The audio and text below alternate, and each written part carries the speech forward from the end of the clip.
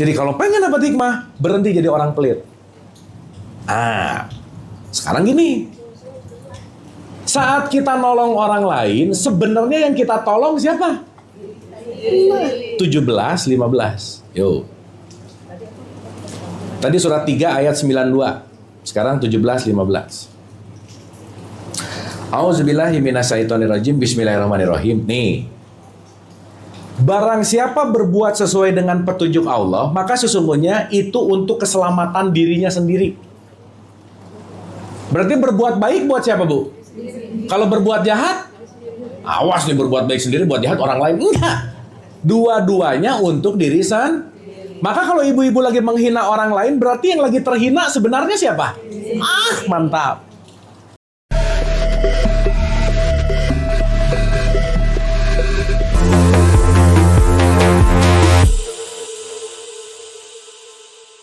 Auzubillahi minasyaitonirrajim. Bismillahirrahmanirrahim. Dia, Allah, memberikan hikmah kepada siapa yang dikehendaki. Barang siapa dapat hikmah, dapat rezeki yang besar. Makanya mau harta, mau jabatan, itu di hadapan Allah rezeki kecil. Kenapa? Punya banyak uang gak punya hikmah, stres. Punya jabatan gak punya hikmah, stres. Kenapa? Karena nanti hikmah ini yang akan membawa kita menuju kepada ilaihi rojiun. Oke, Bu? Sip ya? Jadi mending banyak hikmah, mending banyak uang. Dua-duanya tuh. Aduh, ini hujan sih. Ulangi ya, ulangi. Awas jangan mikir, udah yang penting uang gak punya, yang penting banyak hikmah. Jangan. Iya, nggak ada duit juga pusing, Bu. Saya punya banyak hikmah, gak punya duit, puyeng tetap. Ya, mending sehat, mending banyak hikmah. Sip, mantap gitu. Sehat nggak punya hikmah juga, Bu, maaf. Orang lagi maling, cenderung dia lagi sehat atau lagi sakit? Enggak tuh. Masa lagi mau maling motor lah dalam keadaan flu atau panas dingin gitu? Sehat. Paham ya? Masa dia lagi diare maling motor atau baru satu langkah pengen ke toilet, nggak bisa. Bu, saya mau nanya, berarti sehat itu anugerah nggak? Belum tentu, karena sehatnya bisa dipakai maling motor. Bener nggak ini? Sip, pinter anugerah bukan? Pinter anugerah nggak? Saya mau nanya lagi, orang korupsi pinter atau bodoh? Pinter, dengan kepintarannya jadi kepintaran anugerah bukan? Belum tentu. Sip. Karena pinter tanpa hikmah korupsi. Sehat tanpa hikmah maling. Bu, kalau orang lagi ngegosip, lagi hot-hotnya ngegosip, lagi sehat, lagi sakit.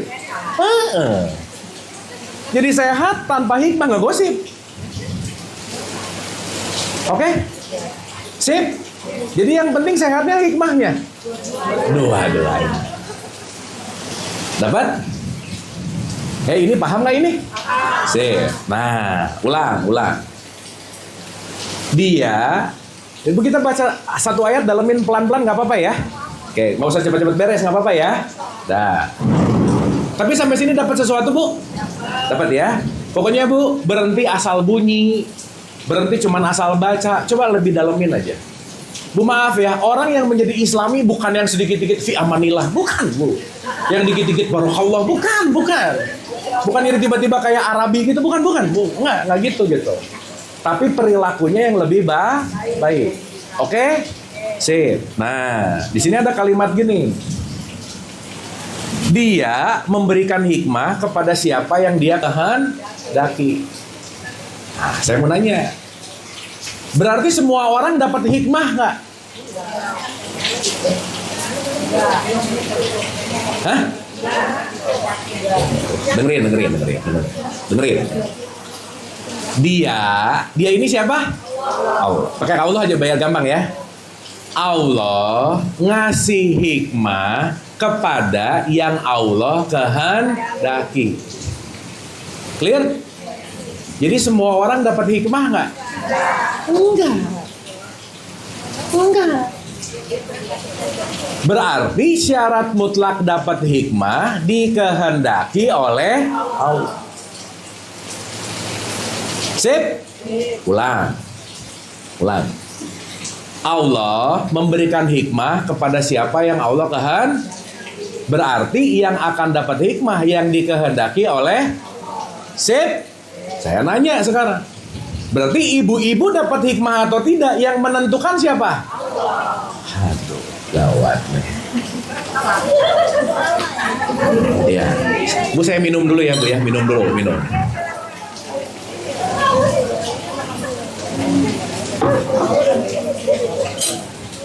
Ulang. Dengerin dulu makanya Bu. Allah ngasih kepada siapa yang? Oke? Saya baca satu ayat lagi boleh? Surat 13 ayat 11. Bu kita hari ini loncat-loncat ayat ya. Loncat-loncat ayat ini namanya metode ayat bil ayat. Nanti kita belajar. 13 ayat 11. Tadi Al-Baqarah 269. Sekarang 13 ayat 11. Bu, waktu hataman 13 ayat 11 kebaca nggak? Tapi tahu nggak isinya? Ya udah, sip. Auzubillahi minasyaitonirrajim. Bismillahirrahmanirrahim. Baginya manusia ada malaikat-malaikat yang selalu menjaganya bergiliran. Bu, kalau saya baca bahasa aslinya sama bahasa terjemahannya, Ibu lebih ngerti yang mana? Mending ngerti, mending nggak ngerti. Jadi saya baca terjemahannya boleh? Oke.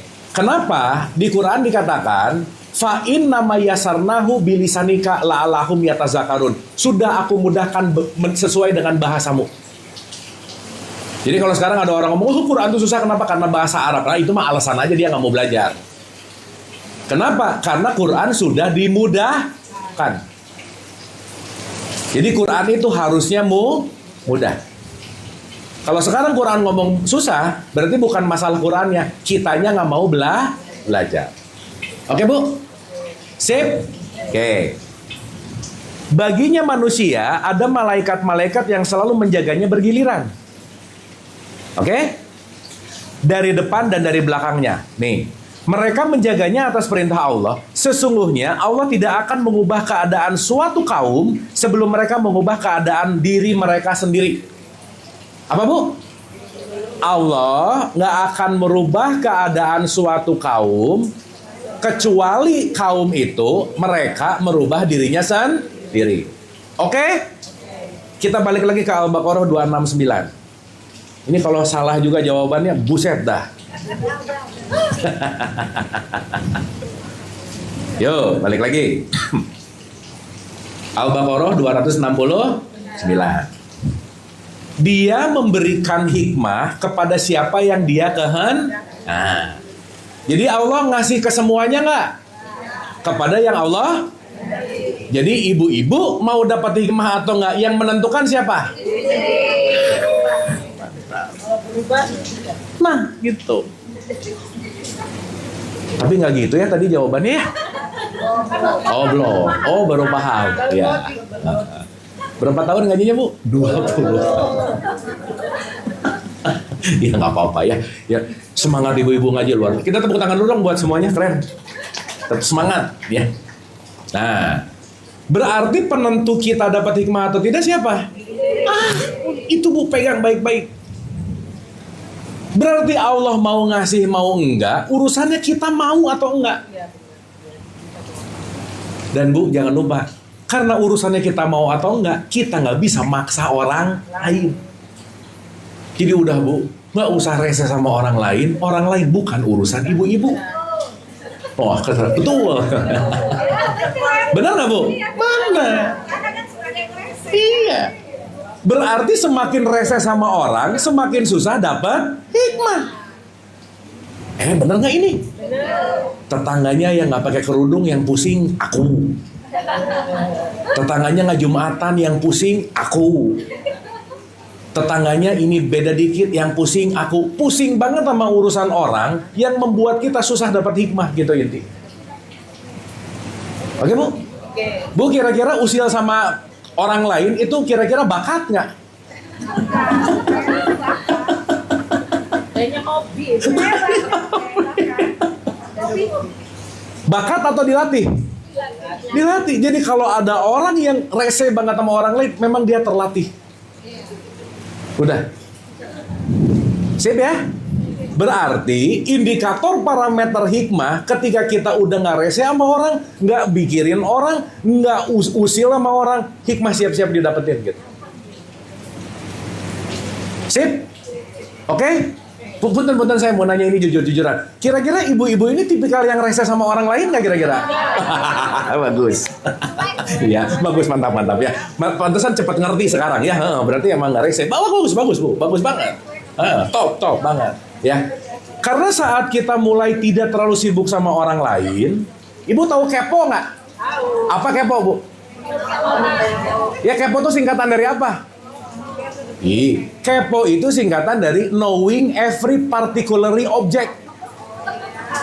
Jadi sampai partikel-partikelnya gua harus tahu gitu. Sedetail-detail, sampai pori-pori gitu kira-kira. Jadi rumusnya, semakin kepo, semakin pintu hikmah tertutup. Semakin usil sama orang, semakin pintu hikmah tertutup. Kenapa? Karena konteksnya bukan urusan siapapun, karena aku yang mau atau tidak. Dan ibu gak usah mikirin orang yang gak mau dapat hikmah, urusannya dia. Gak usah dikasih tahu, gak usah diceramahin, gak usah terlalu sibuk gitu kira-kira. Oke? Paham Bu? Kita bisa ngasih hikmah nggak sama orang lain? Enggak. Ulang sekali lagi ya. Allah memberikan hikmah kepada siapa yang dikehendaki. Jadi hikmah prerogatif urusan Allah. Sip? Kita dapat hikmah atau tidak urusan siapa? Kok Allah lagi? Aku. Nah, ini baru 5 menit ganti lagi nih Diri sendiri. Berarti aku mau dapat atau enggak urusannya siapa? Aku, bukan urusan orang lain. Berarti ibu bisa ngasih hikmah nggak sama orang? Nggak bisa. Yo, baca lagi. 28 ayat 56. Ya. 28 surat apa Bu? Al-Qasas. 28 ayat 56. Bu, ini hal-hal gini udah saya tulis di buku, dikasih PDF. Ibu kalau mau nanti saya kirim. Mau? Tapi dibaca nggak? Oh sip, awas kalau nggak ya. Koleksi lo. Nanti saya kirim. Di surat 28 ayat 56 ada kalimat menarik banget. Ya, untuk membebaskan kita nggak kepo, nggak usil. Untuk ingat ini. Dan ini terjadi sama pasangan dan anak pun sama. Ya, ini terjadi. Nih, sungguh engkau tidak dapat memberi petunjuk kepada orang yang engkau kasihi. Gimana Bu katanya Bu? Kita nggak bisa ngasih petunjuk hikmah kepada orang yang kita sayang. Kenapa? Tetapi Allah memberi petunjuk kepada orang yang dia kehendaki, dan dia lebih mengetahui orang-orang yang mau menerima. Jadi urusan petunjuk bukan urusan kita, urusan orang ini mau atau enggak. Setuju? Oke? Bu, ibu mau berbusa ngomong apa, orang yang nggak mau nggak akan berubah aja udah. Ibu habis energi, burn out, orang nggak berubah, pusing. Jadi rumusnya Bu, rumus nih. Kalau orang nggak nanya, nggak usah dikasih jawaban, udah. Kalau orang nggak nanya, nggak usah diceramahin. Percuma. Karena pintu gerbang hikmah ketika ada keterbukaan. Begitu nanya, baru masuk. Kalau nggak nanya, udah aja. Kita jadi over energi akhirnya. Bu, pamannya Nabi Muhammad ngikutin Nabi Muhammad nggak? Enggak. Padahal yang ngomongnya siapa? Nabi Muhammad. Berarti Nabi Muhammad bisa memberikan hikmah nggak? Nggak bisa. Hikmah prerogatif Allah. Oke? Sip.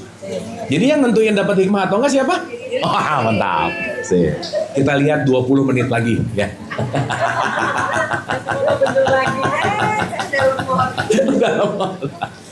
Dah ya. Sip ya. Dah. Jadi pelajaran kita nomor 1, kurangi kepo, kurangi komen, kurangi iseng. Dah. Makin iseng, makin kepo, makin kita fokusnya keluar. Makin pengen ngebenerin orang, makin pengen ngeberesin yang faktor eksternal. Kita nggak punya waktu buat diri sendiri, Bu. Makanya di surat 66 ayat 6 ada kalimat, peliharalah dirimu dan keluargamu. Yang dipelihara siapanya dulu?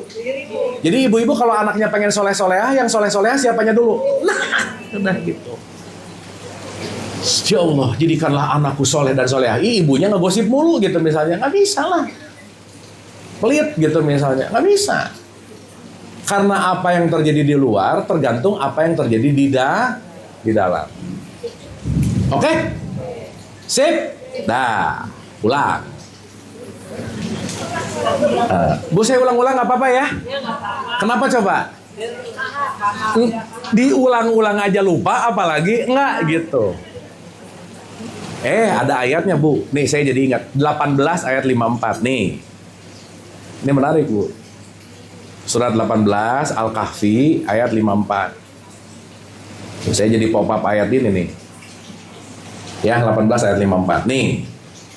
Auzubillahi minasyaitonirrajim. Bismillahirrahmanirrahim. Dan sesungguhnya kami telah menjelaskan berulang-ulang kepada manusia dalam Al-Quran ini dengan bermacam-macam perumpamaan. Bu, ayat di Quran banyak ulang-ulang nggak?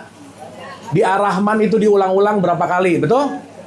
Tapi kata Allah diulang-ulang pun, tetapi manusia adalah memang yang paling banyak membantah katanya. Jadi diulang-ulang aja lupa, apalagi enggak diulang. Jadi nggak apa-apa saya ulang-ulang, Bu. Biar nempel, biar nggak lupa. Sip? Oke? Oke. Jadi hikmah adalah rezeki yang besar. Selain hikmah, itu rezeki kecil di hadapan Allah. Jadi Bu, kalau kita banyak rezeki kecil tapi nggak punya hikmah, tetap stres hidupnya. Tetap stres hidupnya. Karena hikmah itu nanti, bahasa yang gampang kita mudah, itu namanya kebijaksanaan. Namanya wisdom. Jadi orang yang paling happy dalam hidup ini ketika orang udah ada di level wisdom. Itu namanya dapat hikmah. Tapi masyarakat kita ngomong gini, Bu, hikmah sama hidayah 11-12 aja dulu ya. Kamu kenapa hidupnya gitu-gitu aja? Jawabannya gampang banget. Belum dapat hidayah. Terus ditanya, nyari nggak? Enggak. Nunggu hidayah datang. Berarti sekarang saya tanya, hikmah dan hidayah dicapai, digapai, atau ditunggu? Berarti ibu-ibu datang ke sini dengan usahanya, ibu-ibu pasti akan dikasih balasan hikmah sama Allah. Kenapa? Ibu berusaha ke sini. Orang yang nggak mau datang nggak dapat ilmu ini, Bu. Betul nggak? Berarti ibu dapat ilmu ini karena ibu datang ke sini. Berarti yang menyebabkan ibu dapat hikmah siapa? Allah, mantap. Udah, awas ya Allah lagi. Ini suka nyalahin Allah mulu sih. Sip? Jadi hidup banyak ujian nggak? Jadi yang ngasih ujian siapa? Diri sendiri. Jadi semua yang datang ke kita tergantung siapa? Satu lagi, 42 ayat 30. Ini nggak mulai-mulai kita ya, nggak apa-apa Bu ya. Nah, yang penting kita pemanasan aja. 42 ayat 30. Dan musibah apapun yang menimpa kamu adalah karena perbuatan tanganmu sendiri. Jadi jangan sekali-kali ngomong ujian dari Allah. Allah bingung lah, kamu yang milih.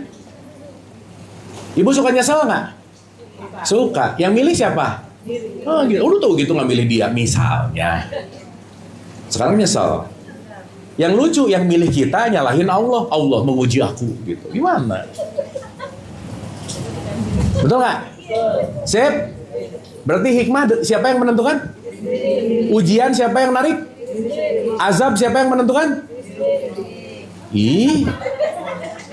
Musibah siapa yang nentuin? Kok Allah sih? Ulangi. Ini kalau belum ditarik ke diri, nanti kita nggak jelas nih. Bu, mau azab, mau nanti ada babnya ya. Ibu bisa bedain nggak mana apa bedanya azab, musibah, cobaan, dan ujian? Apa bedanya? Ya udah nanti kapan-kapan kita bahas. Tapi intinya empat ini semua kita yang mengundang. Jadi please ibu bapak dapat ibu-ibu dapat apapun, jangan nyalahin siapa-siapa.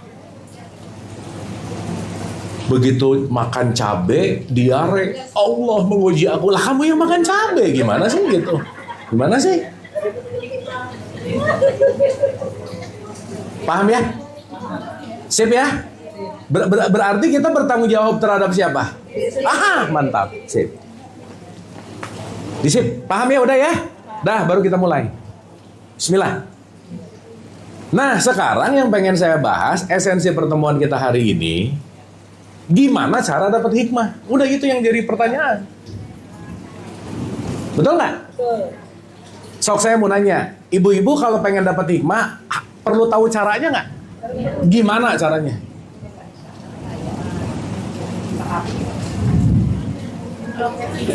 Nah,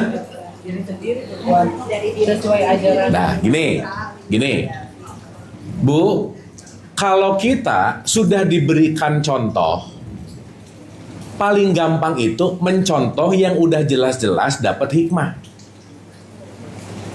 Bener nggak? Bener. Misalnya, saya pengen pinter main drone, saya datang ke orang yang pinter main drone, ajarin dong. Karena dia udah jelas pinter gitu. Saya datang ke 48 guru ngaji misalnya. Saya pernah datengin banyak guru, 48 guru ini saya guru A, B, C sampai, karena saya pengen tahu ilmunya. Oh, dapat. Berarti hal yang paling mudah untuk kita mendapatkan adalah rumusnya ATM. Apa, Bu? ATM. Amati, tiru, modifikasi. Oh, dia udah jelas dapat, tiru sesuai gaya kita, modifikasi sesuai dengan aplikatifnya. Oke? Nah, sekarang saya tanya. Kalau kita mau dapat hikmah, paling gampang berarti mencontoh yang udah jelas-jelas dapat hikmah. Benar nggak? Siapa yang udah jelas dapat hikmah? Para nabi dan rasul. Maka para nabi dan rasul itu adalah tempat kita mengamati, tempat kita mencontoh. Karena kenapa? Mereka yang udah membuka jalannya untuk menuju Allah. Kita tinggal ngikutin dari belakang gitu. Oke? Sip? Nah, sekarang saya tanya. Kalau para nabi dan rasul ini jelas-jelas dapat hikmah, berarti mereka melakukan sesuatu nggak untuk dapat hikmah? Berarti kalau mereka melakukan itu dapat hikmah, kita melakukan itu pasti dapat hikmah. Benar nggak? Sip. Apa yang dilakukan?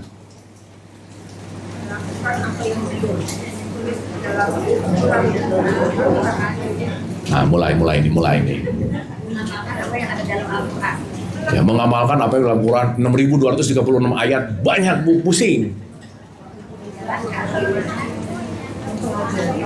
Ayo. Apa syarat mutlak orang dapat hikmah? Dah gitu. Nah, kita tanya lagi ke Quran. Jawabannya ada di surat 6 ayat 84. Nih jawabannya. Surat 6 ayat 84. Siap. Ibu, rangkaiannya oke ya? Ini biasanya ada papan tulis tuh, enak nanti kapan-kapan. Tapi oke, dapat ya? Ya nggak apa-apa. Tapi dapat, Ibu, dapat ya? Ini si step 1, step 2, step 3-nya dapat ya? Sip. Nih. Auzubillahi minasyaitonirrajim. Bismillahirrahmanirrahim. Dengerin ini baik-baik. Dan kami telah menganugerahkan Ishak dan Yakub. Menganugerahkan siapa? Ishak dan Yakub. Ishak Yakub kira-kira dapat hikmah nggak? Ih, ragu-ragu. Dapat atau Bu? Kan Nabi dan Rasul. Ya, oke. Dan kami telah menganugerahkan Ishak dan Yakub kepadanya. Kepada masing-masing telah kami beri petunjuk, hikmah. Dan sebelum itu kami memberi petunjuk kepada Nuh, sebagian dari keturunan Ibrahim, yaitu Daud, Sulaiman, Ayub, Yusuf, Musa, dan Harun. Ini adalah nama-nama yang udah jelas-jelas dapat. Mereka melakukan atau mereka mendapatkan hikmah yang menentukan siapa? mereka. Berarti mereka melakukan sesuatu nggak? Kira-kira melakukan apa? Nih. Dan demikianlah kami memberi balasan kepada orang-orang yang berbuat baik. Orang apa, Bu? Orang apa, Bu? Berarti Ishak, Yakub, Daud, Sulaiman, Musa, Harun semuanya dapat hikmah gara-gara mereka ngapain? Berbuat baik. Top. Jadi kalau ibu-ibu dan saya pengen dapat hikmah, apa yang kita lakukan? Nah, top. Itu maksudnya. Sip. Ini ayat waktu hataman kebaca nggak? Tapi tahu informasinya nggak? Enggak. Makanya jawabannya tadi nggak tepat. Berarti bunyi belum tentu tahu belum tentu mengalami. Oke, Bu? Sip? Jadi, maaf nih. Orang kalau mau dapat hikmah, rajin ngaji atau rajin berbuat baik? Dua-duanya. Pan ngaji teh belajarnya. Selesai belajar, berbuat baik. Jadi ibu-ibu jangan ngaji rajin, tapi nggak ada berbuat baik. Nggak bisa. Nggak bisa. Jadi numpuk pengetahuan tanpa ada kebaikan, hikmah nggak akan datang. Jadi semua para nabi dan rasul diangkat jadi nabi dan rasul itu bukan gara-gara S1, S2, S3 kuliahnya di mana, ngajinya. Bukan, Bu. Gara-gara mereka adalah orang-orang yang berbuat baik. Jadi indikator parameter mereka diangkat jadi nabi dan rasul gara-gara apa? Berbuat. Bukan gantengnya, bukan tingginya, bukan gimananya, bukan. Gara-gara mereka berbuat baik. Sekarang saya tanya, berarti value Allah kepada hikmah gara-gara orangnya atau gara perbuatan baik orangnya? Itu, Bu, maksud saya. Karena begitu kita sibuk menilai orang, kita lupa untuk berbuat baik, jangan-jangan. Oke? Oke? Runtut. Rezeki terbesar apa tadi? Hikmah. Mantap. Kita dapat atau enggak tergantung siapa? Syarat dapat hikmah apa? Nah, mantap. Udah pinter-pinter sekarang, mantap, Bu. Cukuplah ngajinya ya. Oke? Nah, contoh lagi. Siapa ya? Yusuf. Yusuf itu berapa ya? 12. 12 ayat 22, Bu. Nih, kita buka surat Yusuf. Ibu kalau dengar Yusuf ingat apanya? Iya, makanya ibu-ibu kalau lagi ngandung anak laki-laki baca Yusuf terus ya. Biar anaknya apa, Bu? Ganteng. Bu, David Beckham ganteng nggak? Kira-kira ibunya waktu ngandung baca surat Yusuf nggak? Nggak tahu ya. Ya udah aja sih. Ya, jangan aneh-aneh, Bu. Oke. 12 ayat 22. Dan ketika dia telah cukup dewasa, cukup apa, Bu? Nah, kami berikan kepadanya kekuasaan atau hikmah dan ilmu. Ketika dia cukup apa? Dikasih apa? Hikmah dan ilmu. Demikianlah kami memberi balasan kepada orang-orang yang berbuat baik. Balik lagi. Ini mau nanti ke 28 ayat 14, ke 31 1 sampai 3. Oh, semuanya, Bu. Ke surat Al-Imran 133, 134, 135, semuanya cuman mau mengatakan bahwa hikmah relasinya dengan muhsinin, orang yang melakukan berbuat baik. Jadi maaf ya, rajin ngaji, umroh, puasa, sholat, tahajud, nggak berbuat baik, udah jauh aja. Dah. Karena value-nya tidak terletak pada ritual. Oke, Bu? Sip? Oke ini? Paham? Paham. Berarti kalau kita nggak pernah berbuat baik, bakal dapat hikmah nggak kira-kira? Enggak. Jadi, Bu, jangan pernah lelah untuk berbuat baik. Karena hanya berbuat baiklah yang akan memberikan dampak konsekuensi yang namanya hikmah. Jadi hikmah pahala bukan? Hikmah pahala bukan?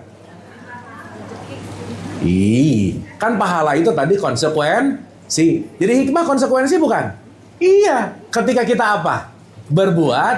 Ibu-ibu berbuat baik, pahalanya hikmah. Nah gitu. Berarti sekarang saya nanya, ibu-ibu mending nyari hikmahnya, mending berbuat baiknya.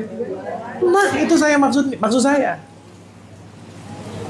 Jangan, ya Allah berikanlah aku hikmah, tapi pelit gitu. Tak bisa tuh. Ya Allah berikan aku hidayah, tapi nggak mau nolong orang, nggak bisa. Karena kata kuncinya adalah perbuatan, perilaku, outputnya adalah akhlak. Oke Bu? Ini sampai sini dapat sesuatu? Sip, mantap. Berarti value-nya di berbuat baiknya atau di rajin ngajinya? Berbuat baik. Itu mah value-nya di berbuat baik, caranya ada ngaji. Jadi nggak bisa Bu, kita menilai, rajin ke masjidnya. Bukan itu, value nggak di situ. Dan nanti kita ngerti.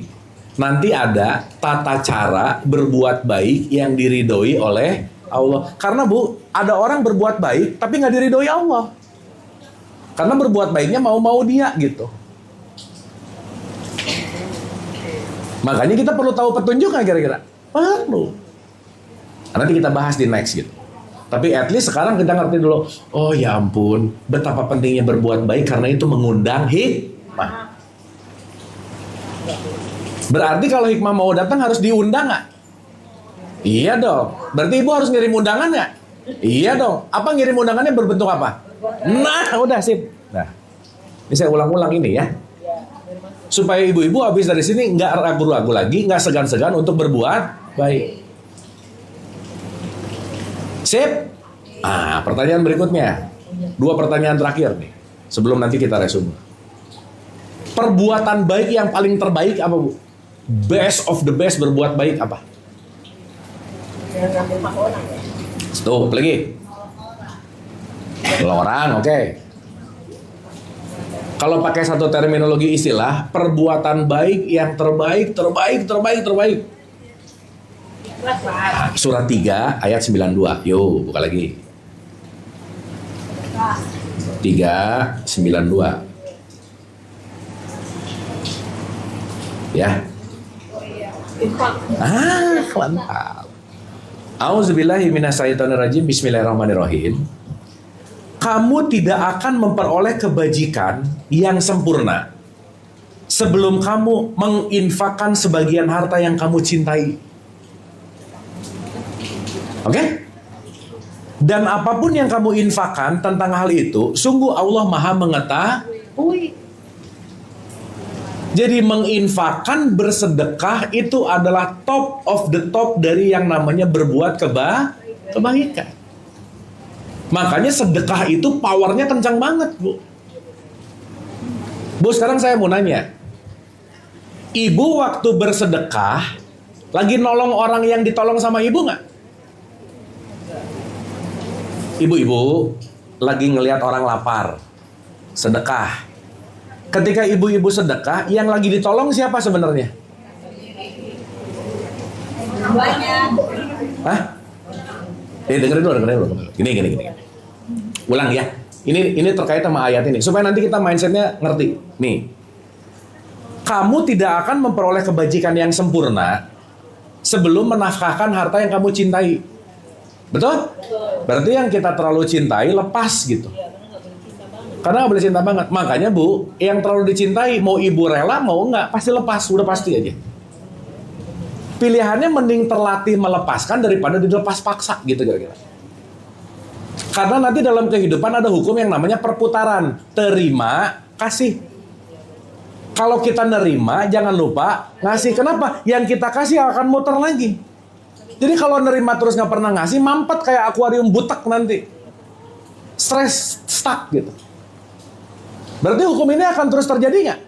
Akan. Makanya kalau kita tidak suka rela memberikan, ini pasti keluar-keluar juga ujungnya. Mau lewat sakit kek, mau lewat maling kek, terserah. Tapi yang penting nanti keluar gitu kira-kira. Oke Bu? Ibu ingat nggak ciri-ciri orang takwa waktu pertama kali kita ketemu? Wah, gawat. Orang takwa nomor 1 enggak pelit. Berarti ngerti nggak kenapa jangan pelit? Berapa bulan yang lalu sih? Semakin pelit, semakin susah dapat hikmah. Udah pasti. Jadi kalau pengen dapat hikmah, berhenti jadi orang pelit. Sekarang gini. Saat kita nolong orang lain, sebenarnya yang kita tolong siapa? 17, 15. Yo. Tadi surat 3 ayat 92. Sekarang 17, 15. Auzubillahi minasyaitonirrajim. Bismillahirrahmanirrahim. Nih. Barang siapa berbuat sesuai dengan petunjuk Allah, maka sesungguhnya itu untuk keselamatan dirinya sendiri. Berarti berbuat baik buat siapa, Bu? Kalau berbuat jahat, awas nih berbuat baik sendiri, buat jahat orang lain. Enggak. Dua-duanya untuk diri sendiri. Maka kalau ibu-ibu lagi menghina orang lain, berarti yang lagi terhina sebenarnya siapa? Mantap. Berarti kalau lagi ngegosipin orang lain, yang lagi digosipin, yang lagi mendapatkan keburukan, sebenarnya siapa? Nah, itu ingat baik-baik, Bu. Karena apa yang kita lakukan akan kembali ke diri kita sendiri. Apa yang kita keluarkan akan kembali kepada diri sendiri. Maka jangan heran kalau yang datangnya orang rese mulu, karena kita emang rese, jangan-jangan gitu. Ya Allah, kenapa didatengin orang rese mulu? Allah bilang, ya kamunya juga rese kok, gitu. Sip ya? Ih, ngomongin rese jadi diam gini, ibu-ibu. Oke, ini.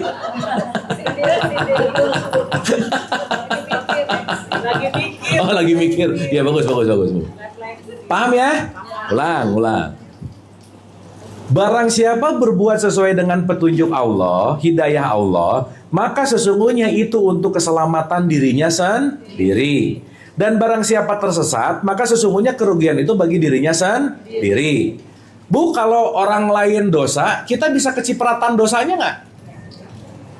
Orang tua dosa, ada diturunin dosa ke kita nggak? Enggak lah. Maka di sini dibilang, dan seorang yang berdosa tidak dapat memikul dosa orang lain. Jadi nggak bisa, yuk korupsi bareng-bareng nanti dosa bagi-bagi. Nggak bisa, Bu. Karena perbuatan akan kembali tepat kepada siapa yang melakukan. Tuh Allah punya keadilan nanti di situ. Oke? Dan seorang yang berdosa tidak dapat memikul dosa orang lain, tetapi kami tidak akan menyiksa sebelum kami mengutus seorang rasul. Utusannya udah datang belum? Udah. Jadi kalau kita masih gini-gini aja, jangan nyalahin siapa-siapa gitu. Utusan udah ada, ilmu udah ada, kita nggak mau berubah. Yang salah siapa? Berarti berbuat baik buat siapa? Berbuat jahat buat siapa?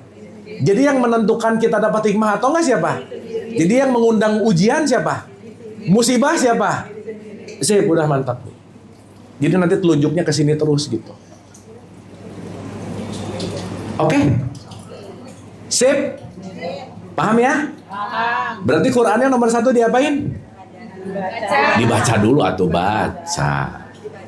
Baru pelajari apa tadi nama lainnya? Tadarus.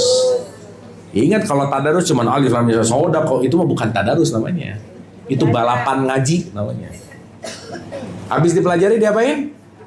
Paham. Habis paham? Amalkan. Habis diamalkan? Disiarkannya dalam bentuk apa? Perilaku. Contoh. Ujungnya hikmah akan hadir karena kita berbuat baik. Dengan berbuat baik, Allah memberi pahala namanya hikmah. Jangan nyari pahalanya, lakukan aja perbuatan baiknya. Oke? Sip? Paham ya? Next nanti kita bahas gimana metodologi berbuat baiknya. Oh iya.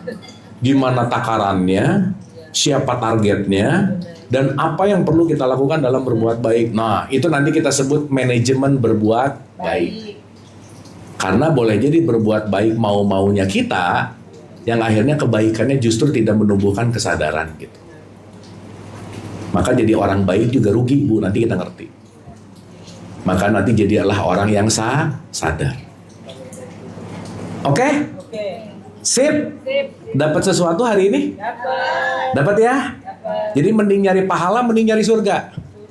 Iya, Allah aja udah, sama surga lagi. Kan surga makhluk. Bu, surga makhluk bukan? Neraka. Mending dapat makhluk, mending dapat holik. Udah ke Allah aja. Ya. Jadi semoga kita udah nggak hitung-hitungan pahala surga. Jangan, Bu. Kenapa? Saat kita masih hitung-hitungan pasti banyak kecewa. Oke?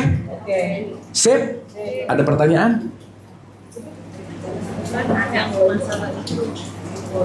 Apa, Bu? Pakai mic, Bu. Ibu punten, Bu. Assalamualaikum warahmatullahi wabarakatuh. Salam. Pertanyaan yang ini Pak Ustadz yang Bu jangan manggil Ustadz lah, Abu aja gitu. Ya Abu. Ya gitu. Ini pertemuan kedua ya, yang kemarin tuh saya nggak datang, padahal saya pengen banget tuh datang. Karena saya suka dengan materi yang diberikan Abu ya, karena itu saya suka filsafat. Ini kayaknya mengena banget lah ke saya. Ini yang saya cari banget selama ini gitu. Nah, saya tadi kan Abu bilang kalau dosa itu tidak diturunkan, dosa itu bertanggung jawab sendiri. Nah itu tapi di masyarakat tuh ada yang bilang kalau misalnya ada orang zina itu 40 rumah dari orang zina itu kena dosa gitu-gitu. Itu gimana? Itu sih cuman di masyarakat hal itu mitos. Aku nggak tahu itu mitos apa enggak, tapi selalu diomongin gitu. Dan akhirnya nih kita misalnya jadi kebakaran atau apa, nah itu gara-gara 40 rumah dari ini. Gara-gara LPG gitu. Iya. Nah itu gimana itu? Minta mohon penjelasan. Oke, terima kasih. Yang di belakang Ibu punten.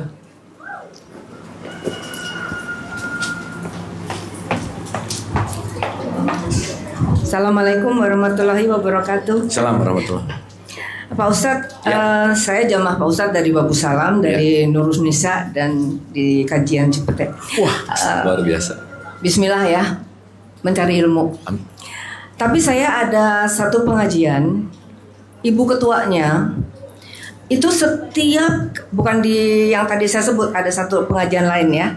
Itu setiap jam 2 sampai jam subuh itu selalu memberikan tausiah di grup kita, di grup itu. Bagus-bagus Pak Ustadz, embun pagi, tausiah dan sebagainya. Tapi kenyataannya dia hanya bisa ngaji seperti Pak Ustadz tadi bilang, tapi tidak pernah mengamalkan. Karena apa?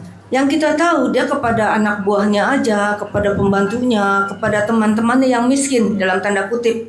Itu dia selalu menghina. Kadang-kadang kita sebagai jemaah itu, oh itu orang miskin. Mbak, jangan ngomong gitu loh. Saya bilang gitu. Iya, itu orang miskin tapi sombong. Nah, kita sebagai jamaah, jadi kadang-kadang tuh jengah, ini ketua pengajian kenapa sih kok begitu?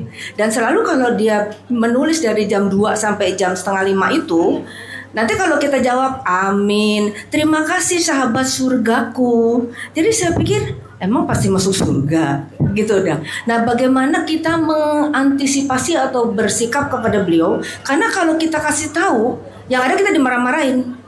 Terima kasih. Gimana caranya gitu, Bu? Gimana caranya gitu? Ya. Gimana caranya? Ya. Ibu live group aja udah beres. Ya. Oh, saya udah live group. Oh, iya ya, benar. udah, Berarti udah benar ya. Saya udah live group.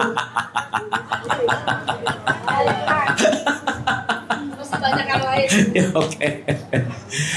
Gini Bu, kan tadi kita udah ngomong urusan orang lain kita nggak usah terlalu pusing sama urusan dia lah gitu. Ya, udah dia mau A mau B ya udah. Bu, salah satu orang yang dapat hikmah dia jujur sama perasaannya. Kalau jujur sama perasaannya begitu nggak nyaman, udah mending cabut aja Bu. Dalam tanda petik kita nanti punya boundaries, punya jarak.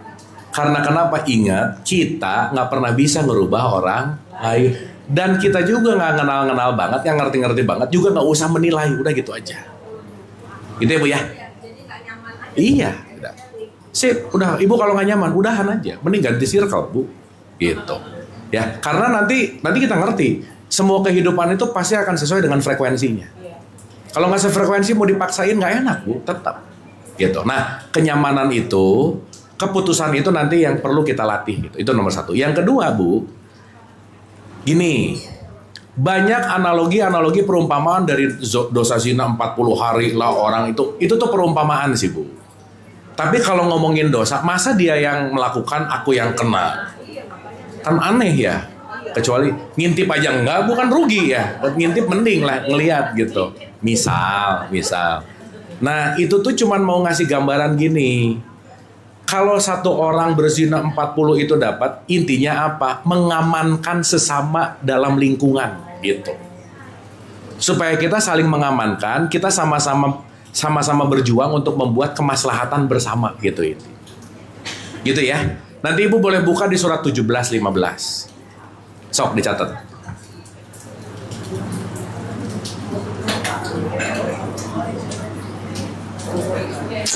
17:15 1 45:15 2 17:15 45:15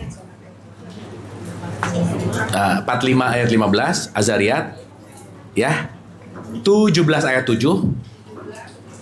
17 ayat 7 42 ayat 30 dan 55 ayat 60. Nah, itu nanti akan menjelaskan semuanya bahwa segala sesuatu bentuk yang kita lakukan hanya akan kembali kepada diri kita masing-masing.